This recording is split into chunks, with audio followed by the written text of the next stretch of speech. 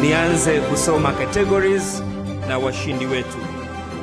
Mheshimiwa mgeni rasmi, category inayofuata ni Excellency in International Trade Promotion and Economic Partnership Award 2025. Mshindi katika hii category ni Tanzania Trade Development Authority, TanTrade.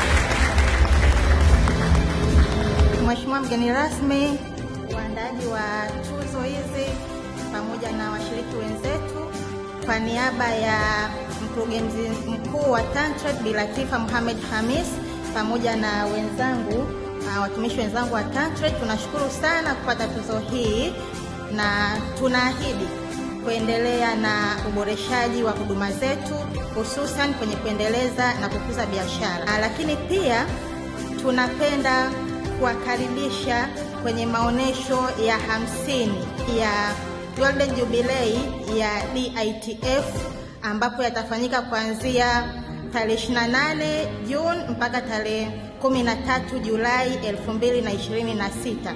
Tunashukuru sana.